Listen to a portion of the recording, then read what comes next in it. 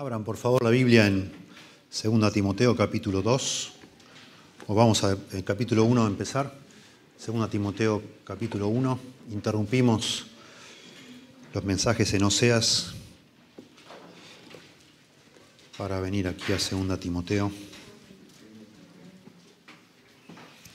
2 Timoteo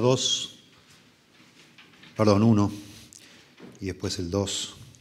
Cuando leemos 2 Timoteo siempre tenemos que pensar que estas son las últimas palabras del apóstol Pablo y que tienen un valor, un peso enorme por ser así.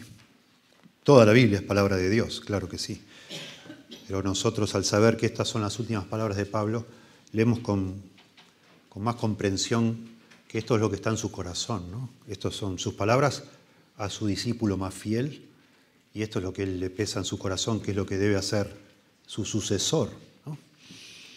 Y noten ustedes, verso 3 del capítulo 1 dice: doy gracias a Dios, al cual sirvo desde mis mayores con limpia conciencia, de que sin cesar me acuerdo de ti en mis oraciones noche y día, deseando verte.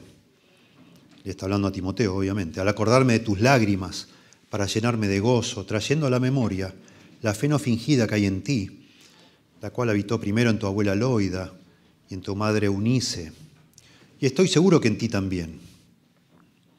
Por lo cual te aconsejo que avives el fuego del don de Dios que está en ti por la imposición de mis manos. Porque no nos ha dado Dios espíritu de cobardía, sino de poder, de amor y de dominio propio. Por tanto, no te avergüences de dar testimonio de nuestro Señor y de mí, preso suyo. Noten, hasta acá son consejos. Timoteo era un hombre muy tímido, sentía vergüenza, muy joven. Pablo le aconseja y ahora empieza a darle mandatos. Este es el primero. Sino participa, primer mandamiento de la carta, participa de las aflicciones por el Evangelio, según el poder de Dios, quien nos salvó y llamó con llamamiento santo, no conforme a nuestras obras, sino según el propósito suyo y la gracia que nos fue dada en Cristo Jesús, antes de los tiempos de los siglos, pero que ahora ha sido manifestada por la aparición de nuestro Salvador Jesucristo, el cual quitó la muerte y sacó a luz la vida y la inmortalidad por el Evangelio, del cual yo fui constituido predicador, apóstol y maestro de los gentiles.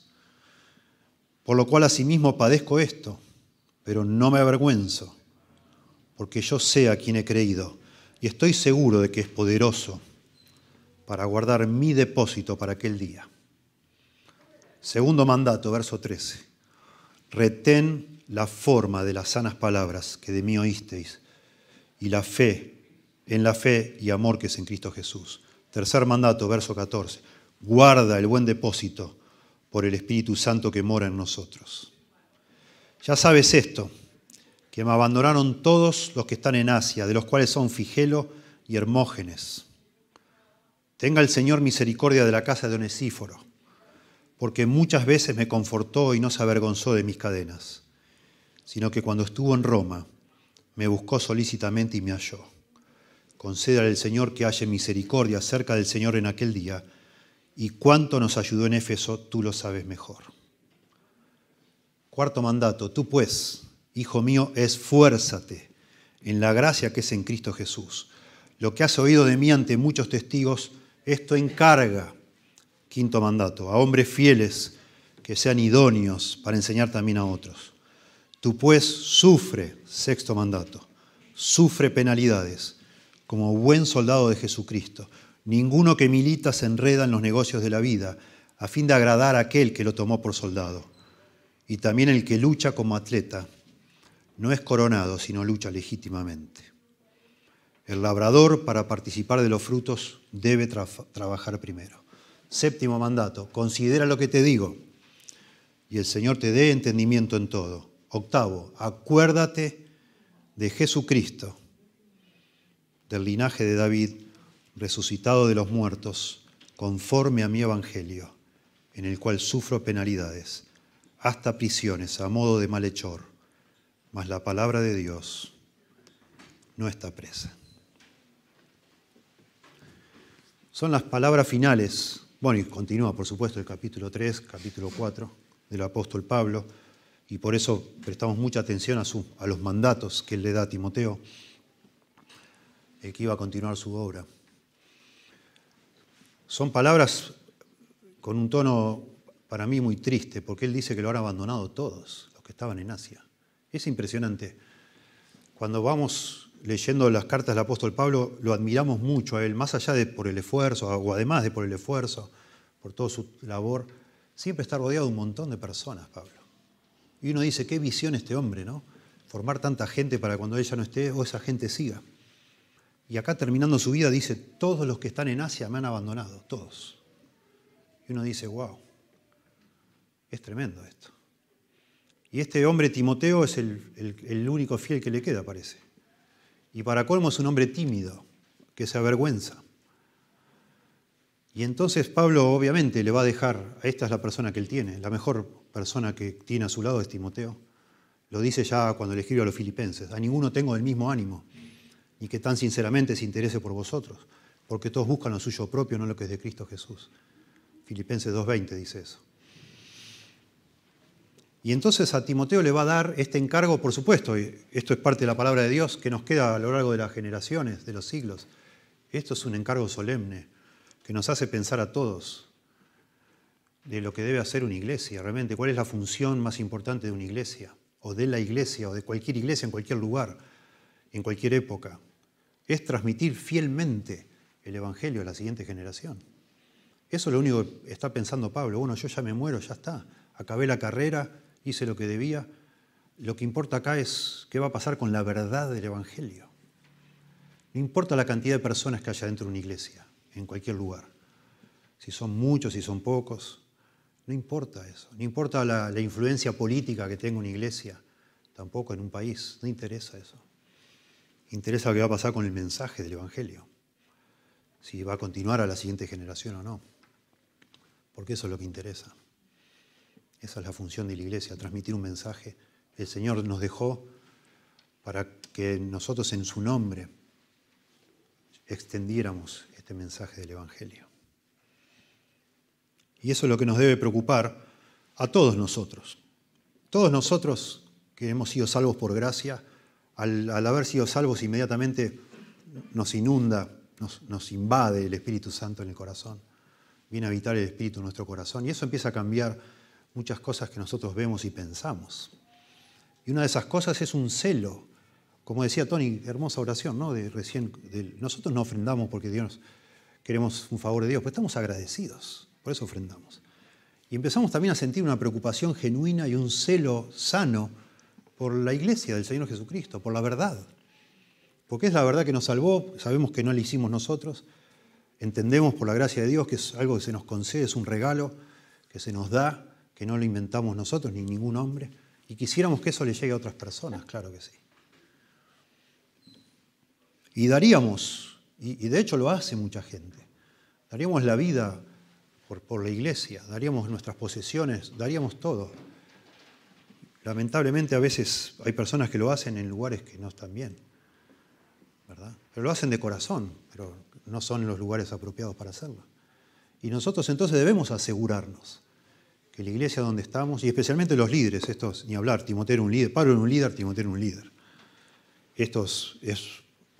Lo decimos a toda la iglesia y toda la iglesia lo debe comprender, pero este poncho, digamos así, es para los líderes de una iglesia. Nosotros debemos asegurarnos de formar líderes. Una iglesia debe asegurarse de formar líderes que sean fieles para continuar con la verdad, ¿sí? Los líderes de una iglesia. La iglesia forma líderes, pero son los líderes de una iglesia que forman líderes, obviamente. Y en la Biblia el liderazgo es servicio, o sea que formar líderes es formar siervos, eso es lo que es. Una iglesia debe formar siervos fieles al Señor. Y en la Biblia también los líderes enseñan. Si uno no puede enseñar, no es un líder, según la Biblia. Porque de nuevo lo que importa es la verdad. No es organizar actividades, sino enseñar. La iglesia forma líderes formando maestros. Eso es lo que debe hacer. Y para ser maestros, la condición básica y fundamental es primero ser aprendiz. una persona que aprende permanentemente. Un maestro es alguien que todo el tiempo está aprendiendo, si no, no puede enseñar nada. Y la Biblia entonces, la iglesia entonces, de alguna manera debe ser una comunidad que enseña para que algunos de los que aprenden algún día sean maestros también, para transmitir esa verdad, que es el tesoro del Evangelio.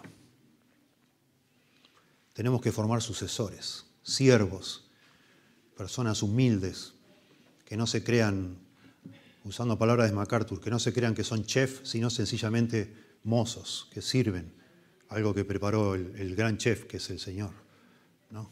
Que no gente creativa que ayorne o que modernice todo lo que la Biblia dice para que la gente le guste escucharlo al día de hoy, sino gente fiel que transmita de manera precisa lo que ya una vez se ha dicho.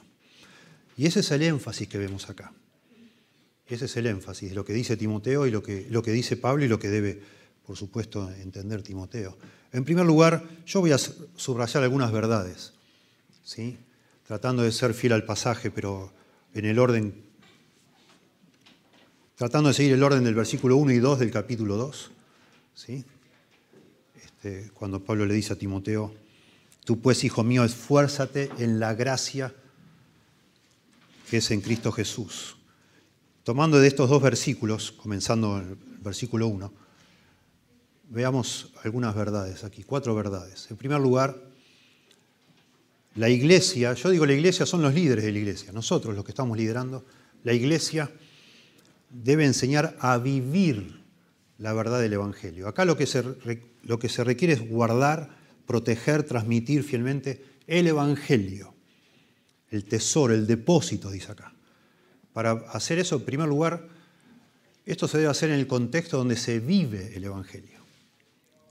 Para que una iglesia pueda formar líderes que sean fieles guardando el Evangelio, se tiene que vivir el Evangelio en esa iglesia.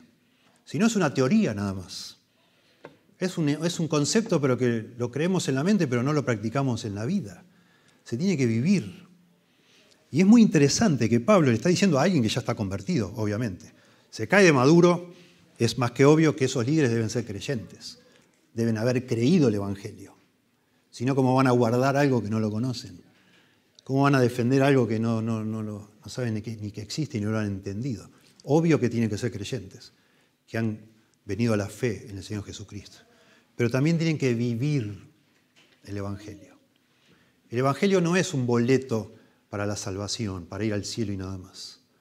El Evangelio, por supuesto, cambia nuestro destino eterno, pero también cambia nuestra manera de vivir, cambia nuestra forma de vivir. Y una persona que ha entendido el Evangelio es una persona que se da cuenta que es incapaz de agradar a Dios por sus propias fuerzas.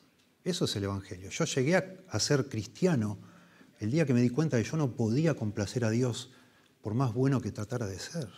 Y entonces le pedí al Señor que me salve por los méritos de otro, que sí hizo todo perfecto, que se llama Jesucristo, y murió en la cruz, ¿verdad? Pero eso no fue solo un punto en el pasado, en mi vida, sino que es algo constante. Una persona que vive el Evangelio, y así deben ser los líderes de una iglesia sana, son personas quebrantadas, que se dan cuenta que no pueden, no hay caso, por más que le ponga ganas, fallo, y necesito que Dios me ayude. Y vivo esa realidad.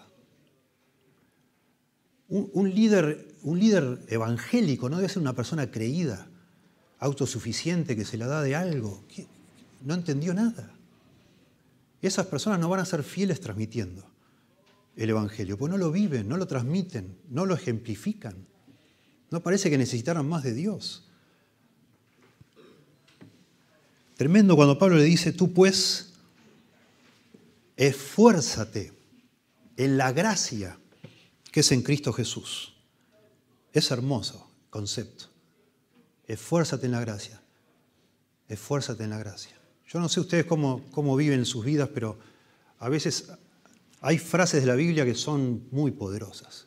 Esta es una, esfuérzate en la gracia. Yo no sé ustedes cómo hacen o a qué recurren, cómo oran a Dios cuando se sienten incapaces, pero esto es una linda frase para decirnos a nosotros mismos. No para pararte el espejo y decir, tú puedes. No digas eso. Tú no puedes. decía, esfuérzate en la gracia, esfuérzate en la gracia. Dale, Alejandro, esforzate en la gracia. No podés, pero el Señor está con vos. Eso es lo que tenemos que decir. Cristo estima, digamos, en vez de autoestima. Esfuérzate en la gracia. Señor, te necesito, yo no puedo. ¿Qué voy a hacer con esto? Es demasiado. Y es interesante, por eso también subrayé, que hay 3 mandatos en el capítulo 1 y junto a los 3 mandatos hay frases en los 3 que él no lo puede hacer solo, que lo tiene que hacer con la ayuda del Señor, si no, no va a poder hacerlo. Muy interesante, noten capítulo 1, verso 8. Por tanto, no te avergüences de dar testimonio de nuestro Señor, ni de mí, preso suyo, sino participa, mandato, de las aflicciones por el Evangelio según el poder de Dios. Ese según el poder de Dios es aferrándote del poder de Dios. No lo hagas solo, no vas a poder, Timoteo. Participa de las aflicciones echando mano del poder de Dios. Capítulo 1, verso 12. Por lo cual asimismo padezco esto, pero no me avergüenzo, dice Pablo. Pablo está preso, porque yo sé a quien he creído y estoy seguro, dice Pablo, que es poderoso para guardar mi depósito para aquel día.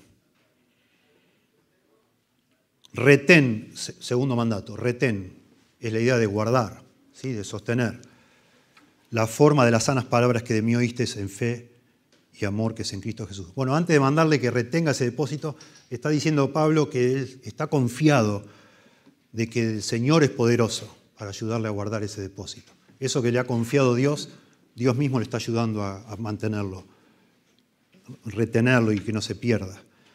Y tercer mandato, verso 14, guarda el buen depósito, lo mismo, por el Espíritu Santo que mora en nosotros. Con la ayuda del Espíritu. No lo vas a poder hacer solo. Eso es vivir el Evangelio. Es ser consciente todo el tiempo y transmitir eso. Por supuesto, crear una cultura. Nosotros, los líderes de una iglesia, somos responsables de crear entre nosotros una cultura. Cada iglesia tiene una cultura, un ADN, digamos. Y en una iglesia donde se predica el Evangelio, la cultura debe ser justamente eso, que no somos nada, todo lo que somos es gracias al Señor. Que si hoy vos venís quebrantado, quebrado, si esta semana para vos fue un desastre, o vos fuiste un desastre, no digas, no, hoy no voy a ir a la iglesia, ¿qué le voy a decir a la iglesia? Yo no quiero ser hipócrita, dice alguna persona. ¿Cómo voy a ir así a la iglesia? Si estoy mal, me siento re mal, soy un desastre. Me peleé con mi marido, o, no sé, o traté mal a mis hijos, o hice un desastre esta semana.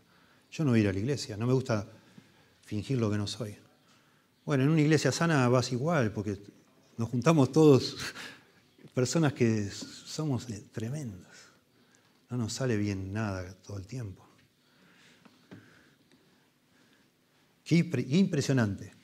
De nuevo, todos estos mandatos que da Pablo en el contexto de decir que todos lo han abandonado a Pablo, que no lo soportaron. Yo no sé, no podemos acá meter información que no dice, nunca está bien eso, pero en mi experiencia, lo que yo he visto, que personas que no han aprendido a apoyarse en el Señor, a vivir el Evangelio, no perseveran.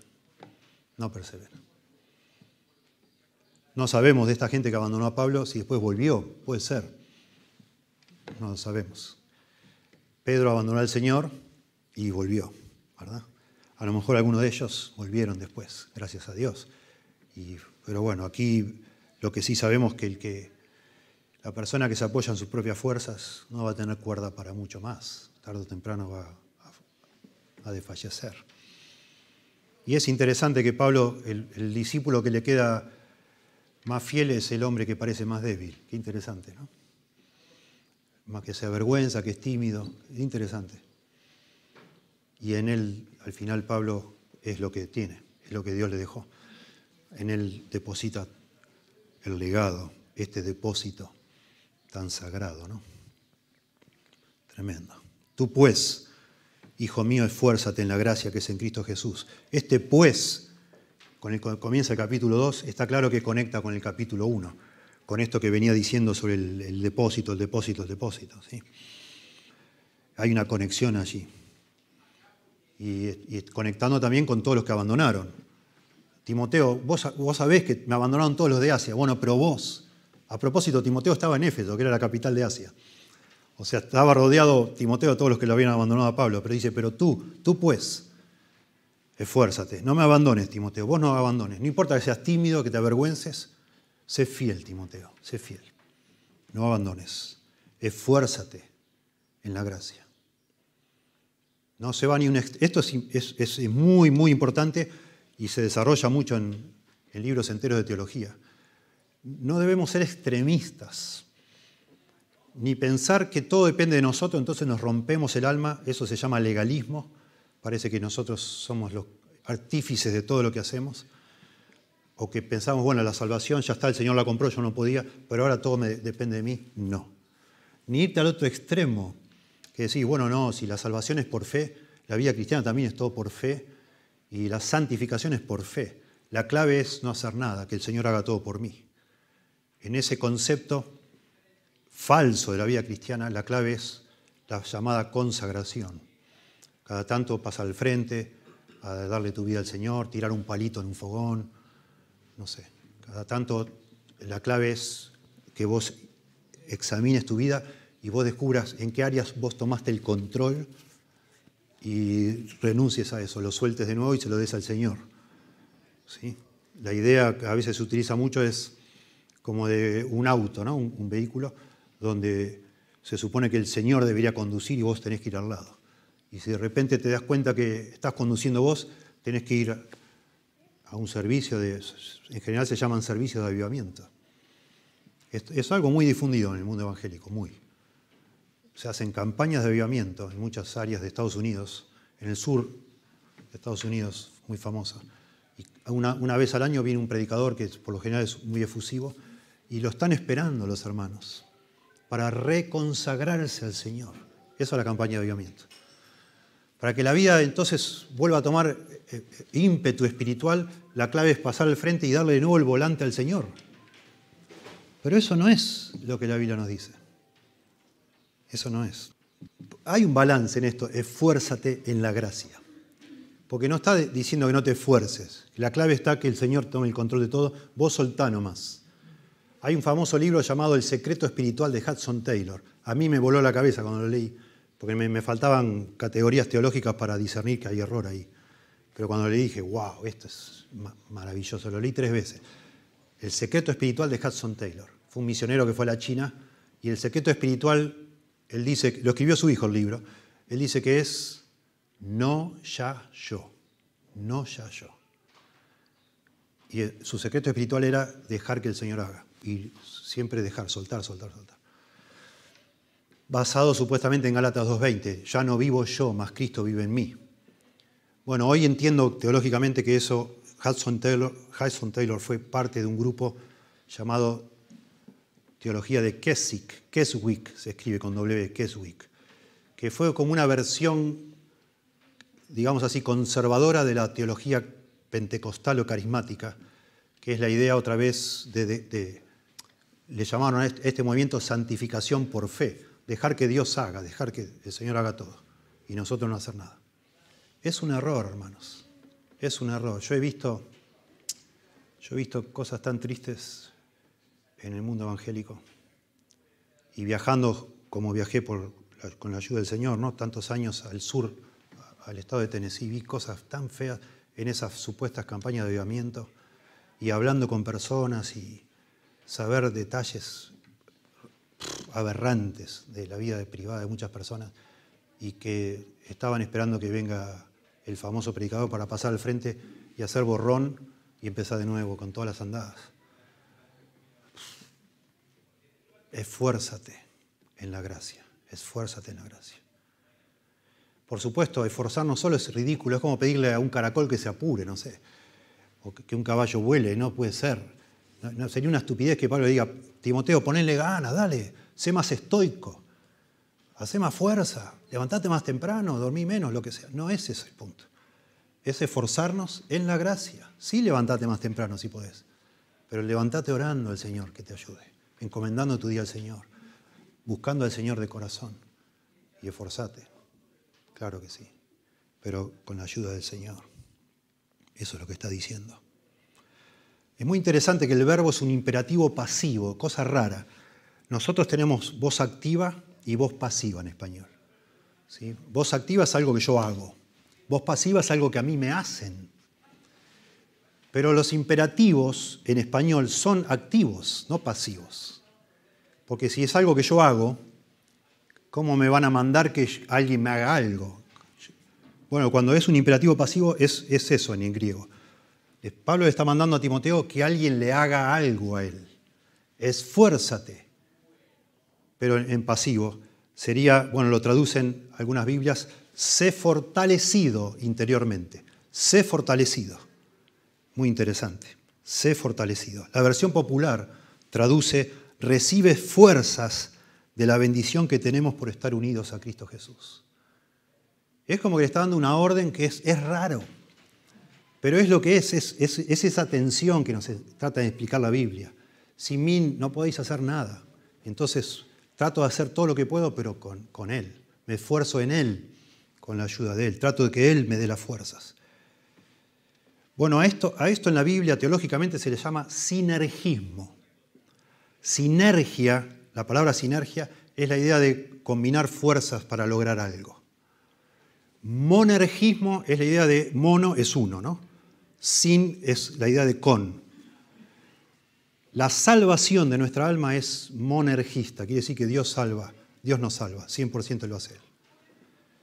La santificación es misteriosamente un esfuerzo conjunto entre Dios y yo, entre Dios y vos, entre Dios y el creyente. Es sinergista. Estábamos hablando del sinergismo y el monergismo. ¿Sí? Escuchen un par de versículos que refuerzan este concepto. Dice Pablo en 1 Corintios 15:10, pero por la gracia de Dios soy lo que soy, y su gracia no ha sido en vano para conmigo. Y escuchen esto, antes he trabajado más que todos ellos, habla de los apóstoles. Medio parece canchero acá Pablo, ¿no? He trabajado más que todos ellos, pero no yo, sino la gracia de Dios conmigo, dice Pablo. De nuevo, esa combinación entre mi esfuerzo y la ayuda de Dios, que viene simultáneamente. No es que si yo me esfuerzo, entonces Dios me ayuda. O si Dios no me ayuda, yo no me esfuerzo. No. Por la fe me largo y el Señor viene en mi auxilio. Como cuando el pueblo de Israel pone el pie en el Mar Rojo y en el momento que él pone el pie, el Señor abre el mar. Simultáneamente, no esperando que Dios abra, no, ni se ahogó nadie tampoco, ¿verdad? En el momento, por la fe. Hacemos lo que hacemos en el nombre del Señor, buscando su ayuda y el Señor nos ayuda. Dice Pablo en Filipenses, capítulo 2, versos 12 y 13, ocupaos, esforzate, ocupaos en vuestra salvación con temor y temblor, porque Dios es el que produce en vosotros, así el querer como el hacer por su buena voluntad. Si usted pudiera leer en griego, vería que la palabra ocupaos, en el original, energeo, es la misma palabra que produce. Interesante. Esforzate o trabajá en tu salvación con temor y temblor, porque Dios es el que trabaja en vosotros. La misma palabra. Yo lo hago porque Dios hace junto conmigo. Pablo en Colosenses 1:29, clarísimo también. Para lo cual también trabajo, luchando según la potencia de Él, la cual actúa poderosamente en mí. Yo trabajo, me rompo el alma, agonizo es la palabra ahí, realmente me esfuerzo mucho, según la potencia de Él, la cual actúa poderosamente en mí. Eso es vivir el Evangelio, vivir la gracia de Dios. Obedecer al Señor está lleno de mandatos en el Nuevo Testamento. Obedecer, pero conscientes de que el Señor nos está ayudando y buscando esa ayuda. Todo lo puedo en Cristo que me fortalece, dice Pablo. Y está hablando en el contexto de contentarse en cualquiera sea su situación. O sea, hacer lo que Dios le pide que haga. Sí. Cuando dice Pablo a los efesios, cuando les va a hablar de la armadura y cómo enfrentar a los dardos de fuego del maligno, dice también, fortaleceos en el Señor y en el poder de su fuerza. Fortaleceos en el Señor y en el poder de su fuerza. Lo mismo, lo mismo. No es no ya yo, no es así, no es. Nos tenemos que esforzar y mucho, muchísimo. Somos responsables. Y el Señor siempre va a estar allí, ¿sí?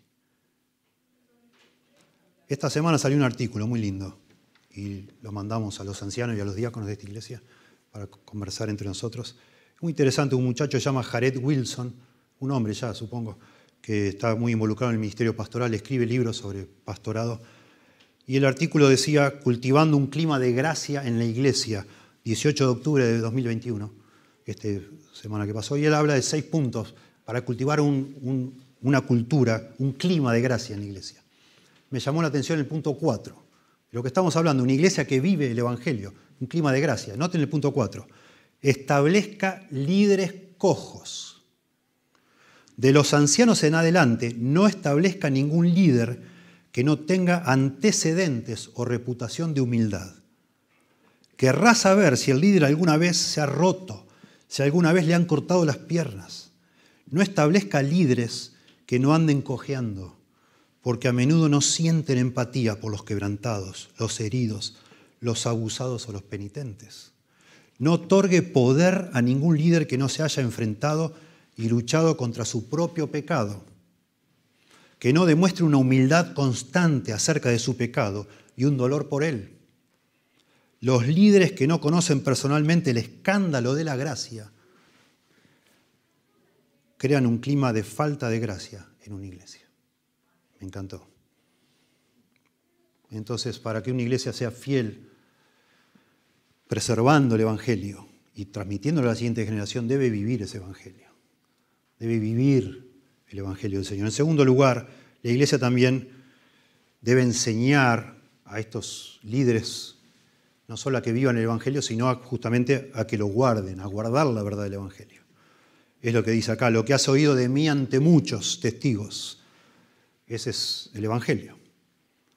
Le va a encargar, dice, esfuérzate en la gracia que es en Cristo Jesús, y después va a decir, lo que has oído de mí ante muchos testigos, esto encarga. ¿Sí? Y está refiriéndose a lo que venía hablando en el capítulo 1. Cuando dice retén, verso 13 del 1, retén, verso 14, guarda. ¿Sí? En el verso 13 dice las sanas palabras. Retén la forma de las sanas palabras.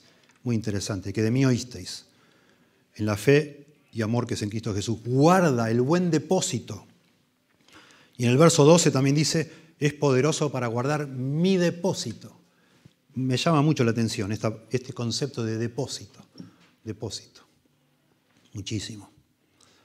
Yo he crecido como evangélico en un contexto diferente que el que ahora estoy ahora. Sí se formaban líderes, y muchos. En la iglesia donde yo conocí al Señor, era una iglesia formadora de muchos líderes. Pero eran líderes más activistas que otra cosa. Se nos enseñaba a organizar actividades, a planificar, a dirigir personas de alguna manera, ¿sí? A motivar a otros, a inspirar a otros. Hacíamos todo tipo de cosas. Y muy lindo, muy sano en un sentido, siendo uno tan joven, ver esa influencia, me parecía, era como un semillero, algo que no se enseña en muchos lugares. Yo siempre digo que en la docencia deberían enseñar liderazgo, porque para ser un buen profe, un buen maestro, una buena maestra, hay que estar frente a un aula y liderar a un grupo de chicos que no quieren estar ahí. Y no se enseña. En las iglesias evangélicas, en muchas sí se enseña. Y muy bien, muy bien.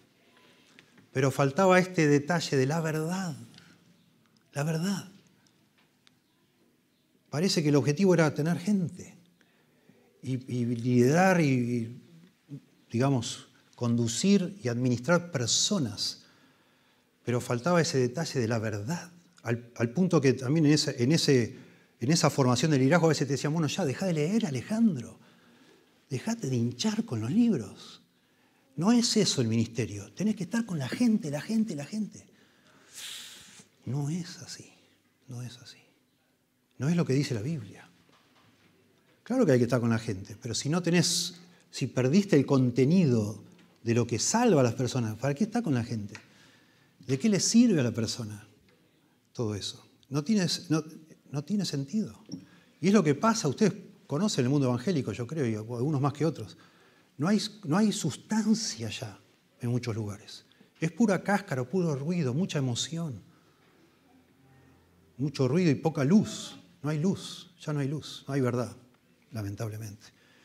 Y acá lo que está diciendo Pablo, claro, es que nosotros, la iglesia tiene que formar líderes que sean celosos de la verdad y guarden la verdad, retengan la verdad. Muy interesante el verbo de retener y de guardar. Pues no se trata de inventar, de recrear, de adornar, sino de retener. Y enseguida la palabra te hace pensar que lo que se trata es sostener algo que ya vino de antes, que no lo inventaste vos, que lo recibiste, y lo tenés que, así, en lo posible, lo más exacto posible como lo recibiste, lo tenés que transmitir a otro. Eso es retener, ¿verdad? Y eso es lo que se requiere de una persona. Y eso implica cierta cantidad de humildad, porque no me llaman a mí por mis talentos, por mi habilidad de hablar, no, me llaman por la fidelidad y por la humildad, debería ser. Justamente decir, bueno, gracias Alejandro, tenés un montón de ideas muy buenas, pero acá lo que necesitamos es alguien que sea fiel para retener esto como está. No le agregues nada. No queremos que agregues nada acá. No nos interesa todas tus capacidades inventivas, tu creatividad. No suma eso acá. Suma que seas fiel guardando esto.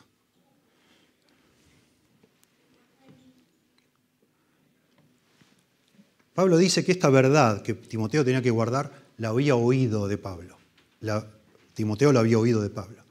Pero la había oído de Pablo hablada de manera pública, muy interesante. Dice, lo que has oído de mí ante muchos testigos. Lo que tenía que guardar Timoteo es algo que él ya había escuchado de Pablo. Y Pablo dice en el capítulo 1 que lo había recibido del Señor Jesús. Interesante, vienen pasándose así, ¿verdad? Pero dice ante muchos testigos, y también es muy interesante eso, porque en la época del Nuevo Testamento estaba surgiendo una secta, una filosofía sectaria, claro, llamada los gnósticos, y ellos hablaban de ciertas verdades escondidas para los simples, y entonces tenían ciertas como escalas de gente iniciada, iluminados, etc. Y ciertas verdades solo se le comunicaban a los escogidos, que las podían comprender. Bueno, en la iglesia la verdad se tiene que enseñar públicamente para todos. Todos tienen que escucharla. Todos tienen que escucharla.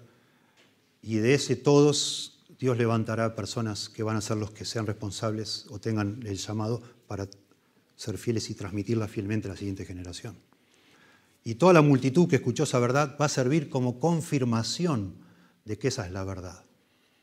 Porque no es que aparece uno y dice, bueno, hermanos, acá les voy a decir lo que me enseñó el obispo XX. Estuve en un retiro el fin de semana y me dijo todo esto. Esto es lo que les tengo que explicar. No, así no es. No. Yo les enseño lo que todos nosotros sabemos, está escrito en un libro y todos recibimos juntos. Y no existe una verdad secreta, no hay una verdad secreta. Y la verdad debe ser verificada por todos los que la escuchan.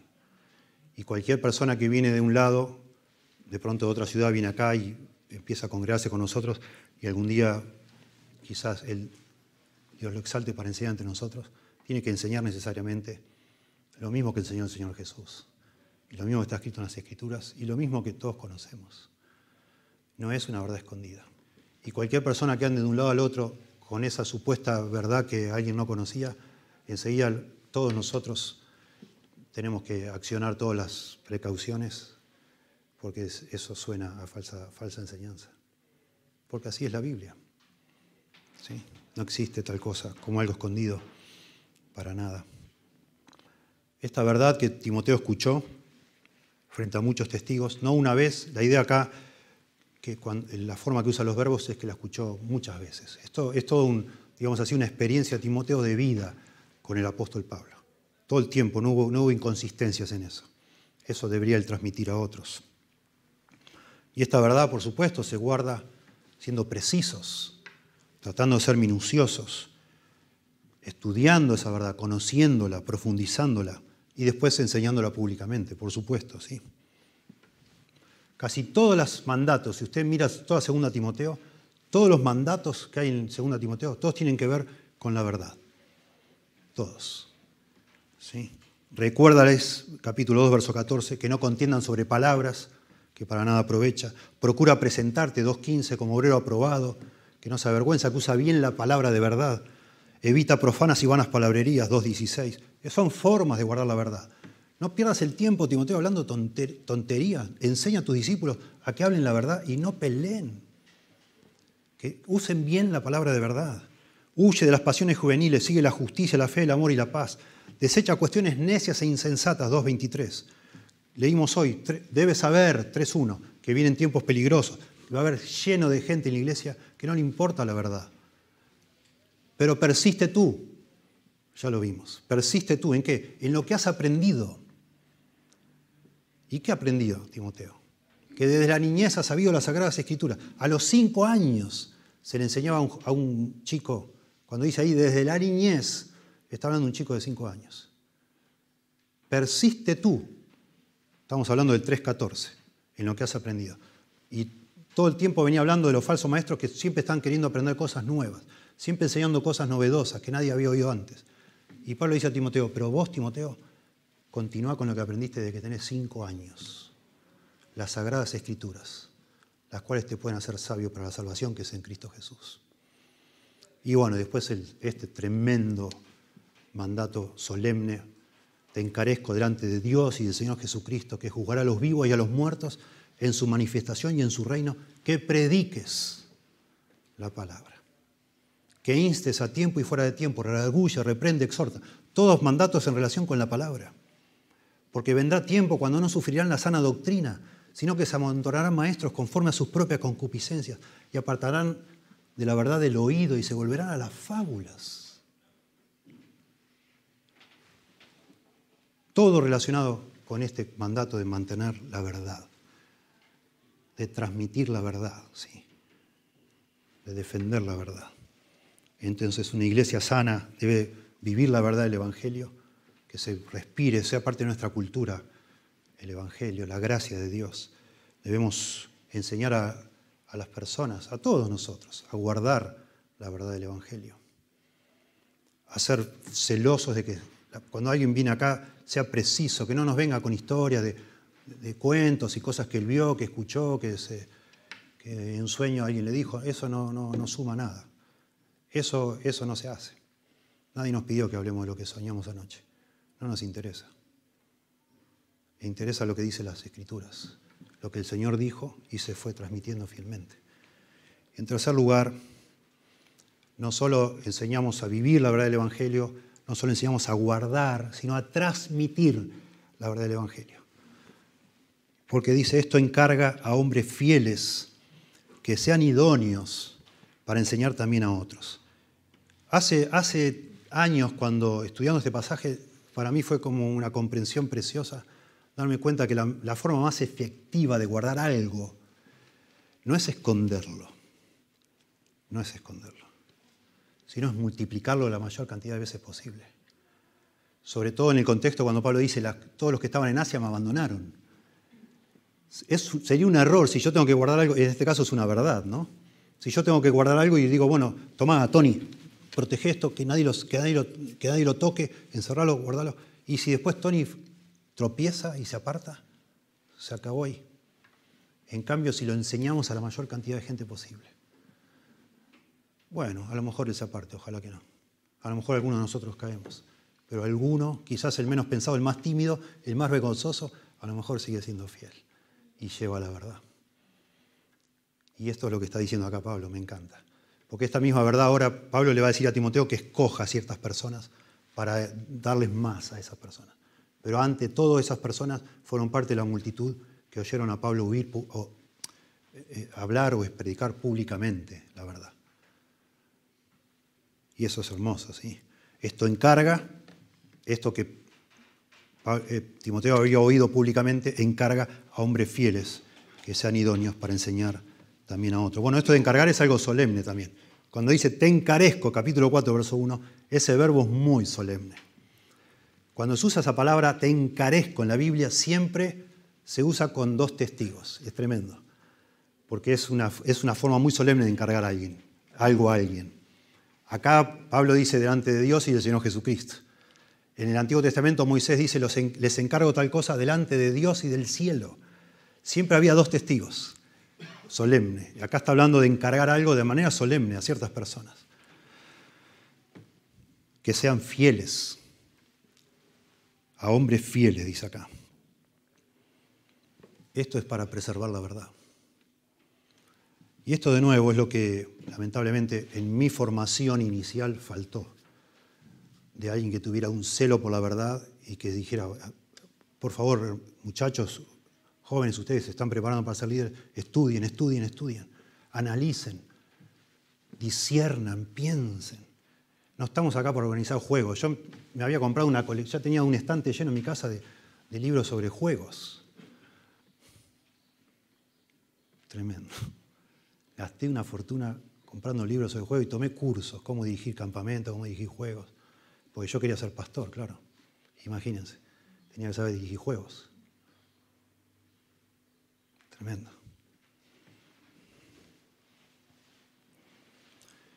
Y acá se ven 4 etapas, muy interesante, rápido. La verdad pasa de Cristo a Pablo. Y dice Pablo en el versículo 12, del mi depósito le llama él. El Señor le va a ayudar a guardar mi depósito. La idea es el depósito que Cristo puso en Pablo. Interesante.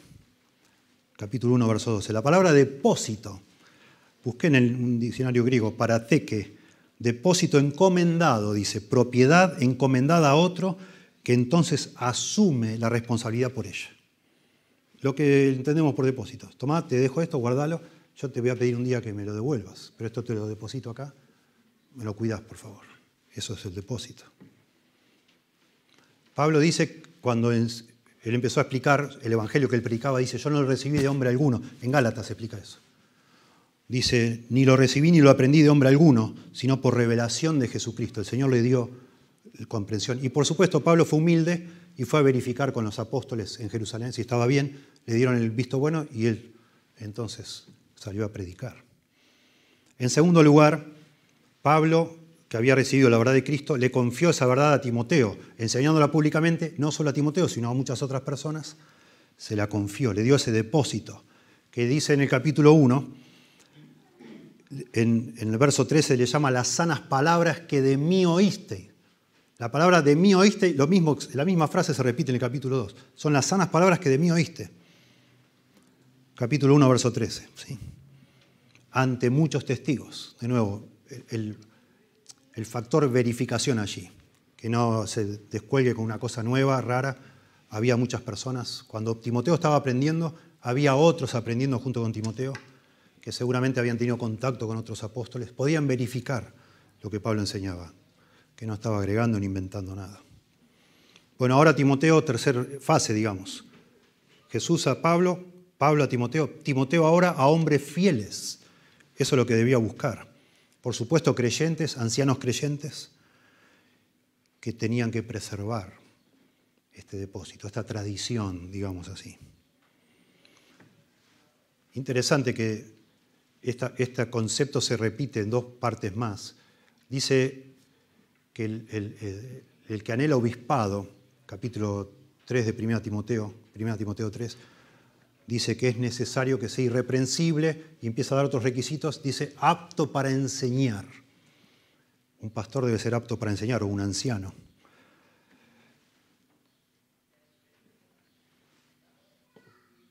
Se repite varias veces este concepto de apto para enseñar. En Tito 1.7 creo que dice que el anciano debe ser administrador de Dios. Un anciano administra lo que Dios le ha confiado. Administrador de Dios. De nuevo, no inventa, sino que administra. Dice en capítulo 2, verso 24 de 2 Timoteo, aquí mismo. Porque el siervo del Señor no debe ser contencioso, sino amable para con todos, apto para enseñar. Apto para enseñar. Ese sería el 4 paso. Timoteo le debe pasar la verdad que él aprendió de Pablo y Pablo de Jesús a hombres fieles. ¿Sí? Son administradores de Dios. Se requiere de los administradores, dice 1 Corintios 4, que sean fieles. Y estos hombres fieles deben ser capaces de enseñar también a otros, dice. Y ahí estoy mencionando este tema de la aptitud para enseñar. Que sean hombres fieles, capaces de enseñar también a otros. ¿Sí? Aptos para enseñar, capaces de enseñar. Eso es lo que estamos tratando de decir. Eso es lo que a veces se ha hablado de la famosa sucesión apostólica. Hay iglesias que dicen, esta es la iglesia verdadera, y tratan de demostrar que desde los apóstoles hasta el día de hoy ha habido una sucesión ininterrumpida de discípulos, digamos. Y dicen, esta es la iglesia verdadera. Por eso la Iglesia Católica se obsesionó tanto con demostrar que Pedro fue el fundador de la iglesia en Roma, cosa que no fue. Inventaron un documento tratando de demostrar que Pedro fundó Roma, no la fundó. Y trataron de demostrar que hasta el día de hoy ha habido una sucesión ininterrumpida de sucesores de Pedro para decir, bueno, esta es la iglesia verdadera. Tenemos la sucesión apostólica. Y lamentablemente hay grupos bautistas que han hecho lo mismo. Hay un librito llamado El rastro de la sangre, que está lleno de falacias, que trata de demostrar que la iglesia bautista tiene una sucesión ininterrumpida desde los apóstoles hasta hoy. Esto es falso, es triste. Ese grupo bautista se llaman landmarquistas, porque un landmark es como un mojón, ¿no? Ellos tratan de mostrar esas landmarks en la historia. Y son personas que creen que si vos no sos bautista de ese grupo, te vas al infierno. No es eso la sucesión apostólica. La sucesión apostólica no importa las personas, sino que podamos demostrar que lo que se está enseñando acá hoy es lo que enseñó Jesús. Y es lo que Jesús le dio a Pablo. Y es lo que Pablo le dio a Timoteo, y Timoteo vaya a saber a quiénes, y vaya a saber si en algún lado se cortó, no sabemos. Pero lo que nosotros tenemos que saber es si lo que se está enseñando es el Evangelio puro. No importa si es necesario, y así ha pasado a lo largo de la historia, si es necesario comenzar otro grupo cristiano, porque no identificamos ninguno presente que esté enseñando lo correcto. Y entonces, cuando miramos hacia atrás, conociendo el Evangelio, decimos, bueno, este grupo sí enseñó el Evangelio. Entonces amén. Sí, pero eran presbiterianos. Bueno, no importa. Yo creo lo mismo que ellos, en este punto, listo. Ahí tengo una conexión con ellos. Y estos otros sí, pero eran congregacionales. Excelente, me encanta. Y estos eran bautistas, y estos hermanos libres, y esto es perfecto. Lo que nos une es la verdad del Evangelio. Lo demás no interesa demasiado. Y finalmente, hermanos, aquí hay algo que parece sutil, pero no tanto.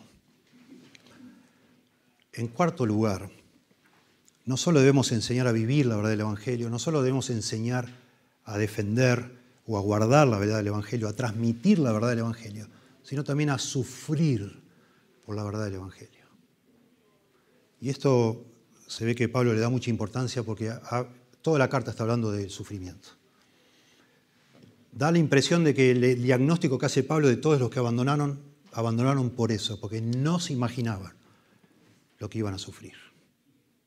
Porque él lo explica en el capítulo 1 cuando le dice, sufre penalidades, vos también, Timoteo, lo mismo que yo, no te avergüences de mis cadenas.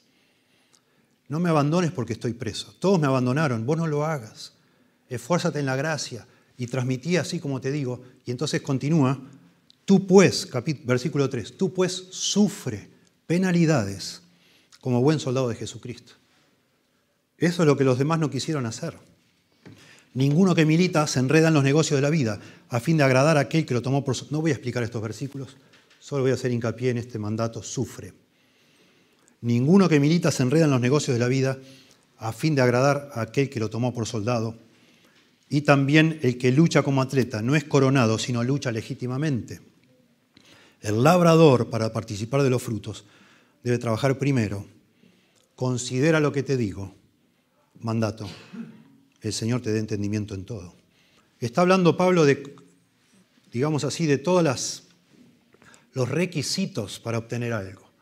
Y usa el ejemplo de un soldado, usa el ejemplo de un atleta y de un labrador. Hay un costo que pagar, Timoteo, y vos lo sabés. Yo te lo expliqué 1000 veces y ahora lo estás viendo en mí. Y no es la primera vez que Pablo está preso, ya van varias. Timoteo, que el Señor te ayude. Que el Señor te ayude y no aflojes y permanezcas. De hecho, el primer mandato en el capítulo 1 tenía que ver con eso, también con que persevere a pesar del sufrimiento.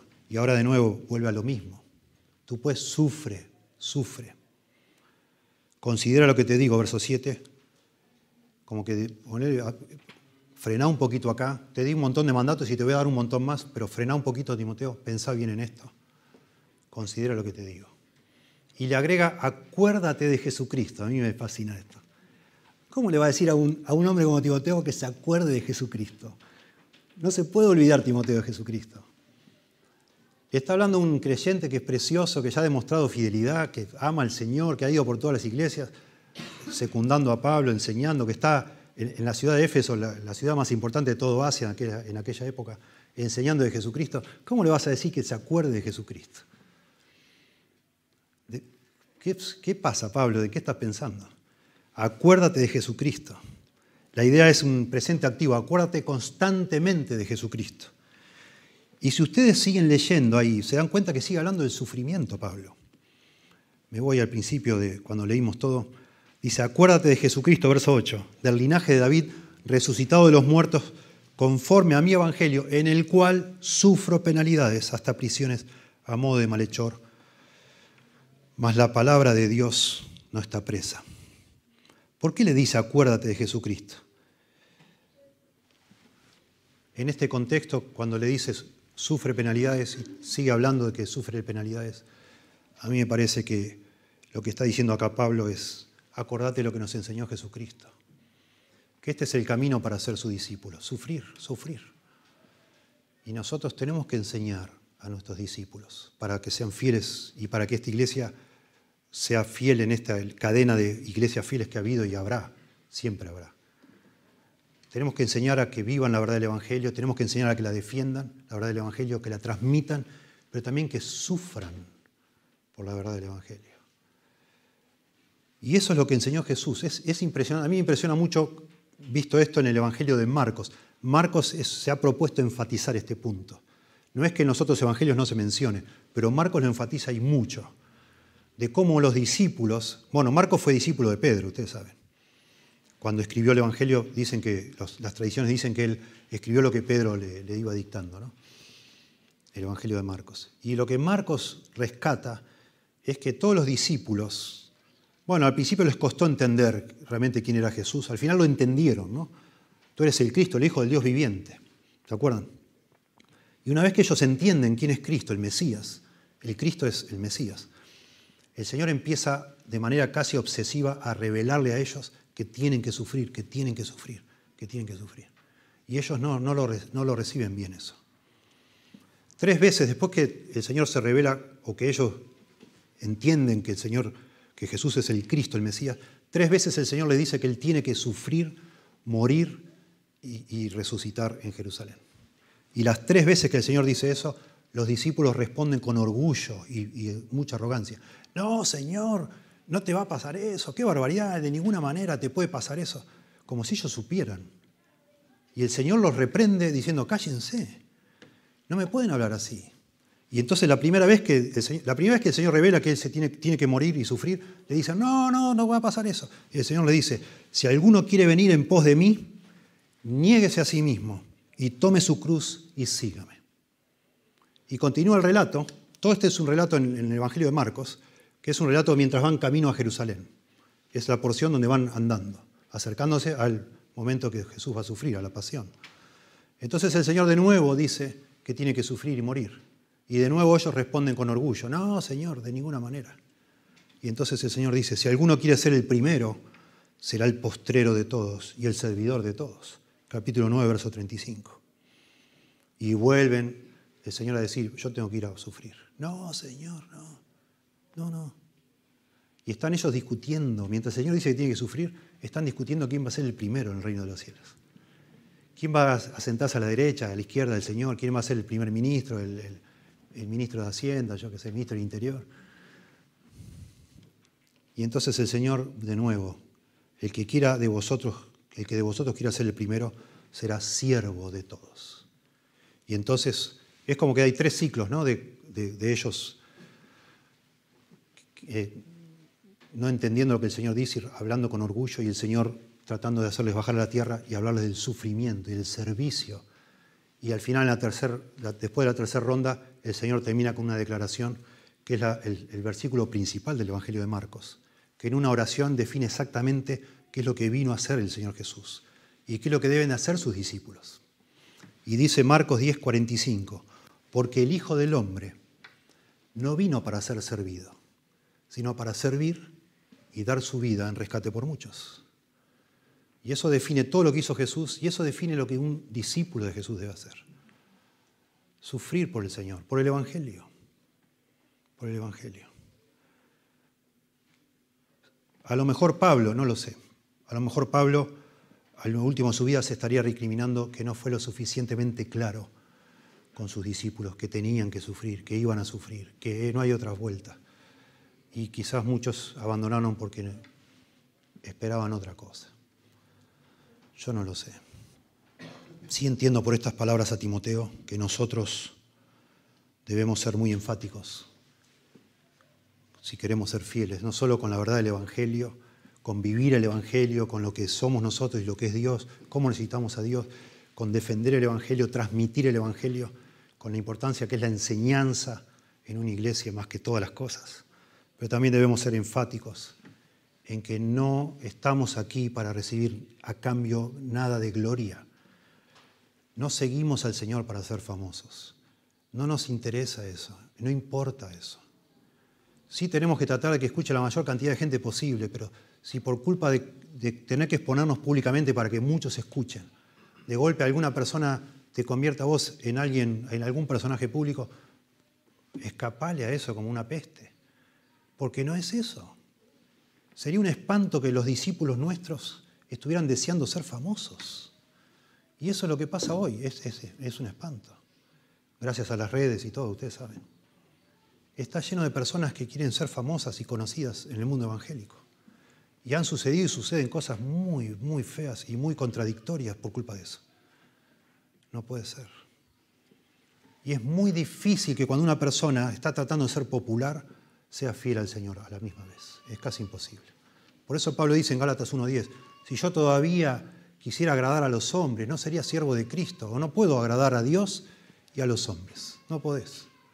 Y vas a poner en riesgo ese depósito si querés que otros te quieran. El Evangelio de Marcos, dice un autor, nos recuerda que la meta de la vida cristiana no es encontrar seguridad o realización personal. Seguir a Jesús es responder a un llamado radical, al compromiso, tomar nuestras cruces y seguirlo. El Evangelio no promete nada para aquellos que buscan poder, riqueza, fama y prestigio. Para ser el primero, dice Jesús, debes ser el último. Para ser un líder debes convertirte en un esclavo. Para vivir debes morir. Eso es lo que enseña el Evangelio, sí.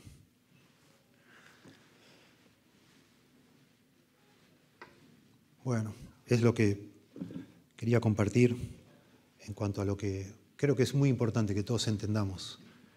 ¿Cuál es la función principal de una iglesia? Y esto es la función principal de una iglesia. La función más importante de una iglesia en cualquier lugar donde esté, una iglesia local, en cualquier tiempo y en cualquier lugar, es que transmita de manera pura el Evangelio de Jesucristo, ¿sí?, a la siguiente generación. Y bueno, y para eso necesitamos, gracias a Dios, hace ya años, con la ayuda del Señor, hemos cambiado nuestro énfasis aquí. Pero no era así esta iglesia antes. Y hoy así tratamos de que sea. Y ese es el énfasis que hacemos y pedimos ayuda del Señor. No somos capaces en nosotros mismos, eso está claro. Y esperamos que el Señor nos use, tanto en este caso, en este momento de la vida de esta iglesia, tanto Jonathan, Tony como yo. Y que Dios quiera que levante de aquí personas que algún día se muestren entre nosotros como maestros también, para estar acá entre nosotros enseñando, o quizás Dios nos envía o envía a otros lados a hacer lo mismo. Pero qué importante eso, qué importante, hermanos. Te damos gracias, Señor, por tu palabra.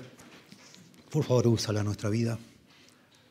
Qué valioso es pensar en estos conceptos, aunque específicamente son dirigidos a un líder, pero que nos atañen a todos, Señor, porque tenemos un celo por la verdad en nuestro corazón, porque un día tú nos alcanzaste con este Evangelio, que debe ser guardado puro, porque enseguida se contamina, porque el diablo mismo quisiera destruirlo. Y ya se ha contaminado, Señor, casi no se escucha en ningún lado. Las iglesias hoy se habla de prosperidad, de salud, de daños, de de hacer pactos, de sanidad interior, de tantas cosas, Señor, que no tienen nada que ver con el Evangelio, Dios. Y estamos nosotros como la iglesia de Filadelfia allí en Apocalipsis, con pocas fuerzas, siendo pequeñitos aquí como somos, pero con tu ayuda, Señor. Sabemos que hay delante nuestro una puerta que nadie puede cerrar. Y queremos rogarte, Señor, que nos permitas la fidelidad hasta el último día de vida y que de aquí surjan personas que enseñen la verdad, las sanas palabras a muchas personas también, Señor. Que por favor nos uses, nos ayudes a los líderes a pensar en la siguiente generación, a dar oportunidades, a saber también identificar a esos hombres fieles que sean idóneos para enseñar también a otros. Ayúdanos como iglesia, Señor, a estar unánimes en esta visión, a no quejarnos, a no patalear, si en algún momento abrazar, Señor, esta encomendación, este depósito, nos genera algún tipo de perjuicio emocional o afectivo, Señor, que tú nos ayudes a mirar más allá, a desear descansar en el cielo, Dios, donde es el descanso. Ayúdanos, Dios, a ser fieles y también, por favor, Dios, toca el corazón de los que están aquí, que aún no conocen este evangelio del que tanto estamos hablando, que pueda repicar en la mente de cada uno de que no hay manera de agradarte a ti, Señor. Por más buenos que tratemos de ser, no hay manera, si no es por medio de lo que hizo Cristo en la cruz.